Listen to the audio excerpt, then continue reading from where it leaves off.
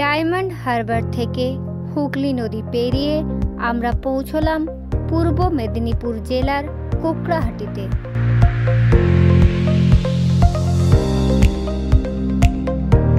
এরপর আমরা সড়ক পথে পৌঁছলাম হলদিয়া শিল্পনগরীতে। শিল্পনগরী ঘুরে আমরা এলাম খানপুর গ্রামে স্পেডের জীবন জীবিকার কাজ দেখতে।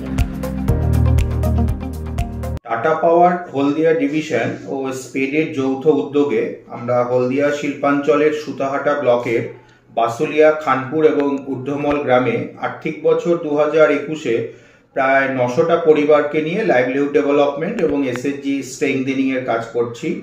আমাদের এই উদ্যোগের মধ্যে রয়েছে লাইভলিহুড ডেভেলপমেন্টের জন্য ফার্মারদের বিভিন্ন ধরনের ইনপুট সাপোর্ট দেওয়া, বিশেষ করে ফিশ ফার্মিং এবং এগ্রিকালচারের জন্য হ্যান্ড হোল্ডিং ট্রেনিং, ফার্মারদের বিভিন্ন ধরনের টেকনিক্যাল সাপোর্ট এবং ইনফরমেশন সার্ভিস দেওয়া, এক্সপোজার ভিজিট এবং কনভার্জেন্সের মাধ্যমে বিভিন্ন সরকারি প্রকল্পের পরিষেবার সাথে প্রজেক্ট সাপোর্টেড হাউসহোল্ডগুলোকে যুক্ত করা।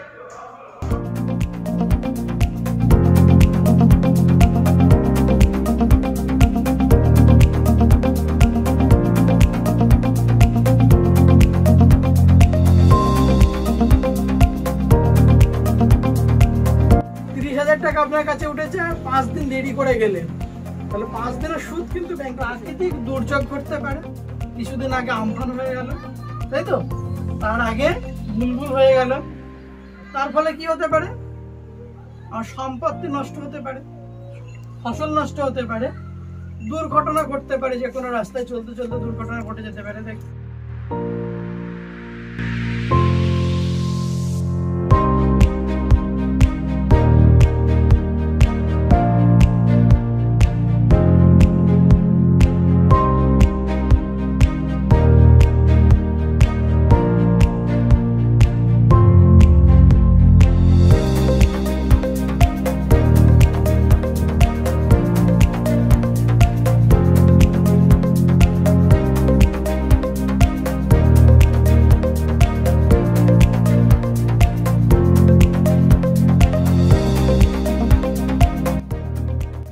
এই যে গোড়া পচা রোগটা লেগেছে, এর জন্য আমি এই ওষুধটা দিচ্ছি।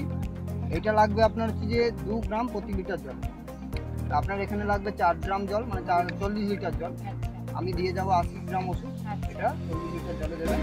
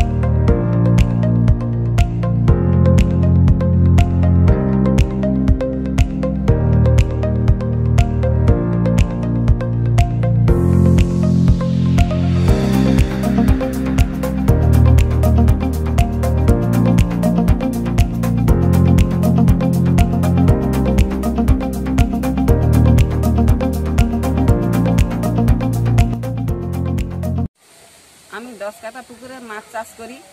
আগে বছরে 100 থেকে 120 কেজি মাছ পেতাম।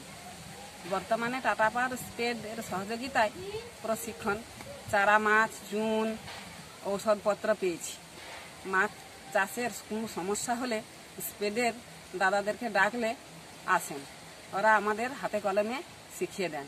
ফলে আমার এবছর 200 কেজি মাছ বিক্রি করেছি এবং পুকুরে এখনও মাছ আছে, এই পুকুরটাই চাষ করি। আগে এই পুকুর লোককে চাষ করতে দিত, বছরে 3000 টাকা করে দিত।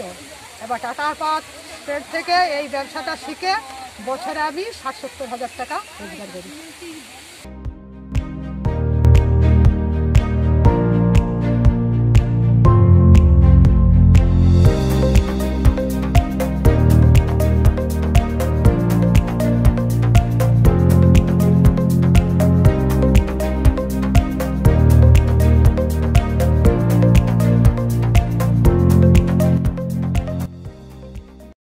খানপুর, বাসুলিয়া এবং ঊর্ধ্বমাল গ্রামের সমস্ত বেনিফিশিয়ারিজ এবং পেড কলকাতার তরফ থেকে আমরা টাটা পাওয়ার হলদিয়া ডিভিশনকে আন্তরিক শুভেচ্ছা জানাচ্ছি।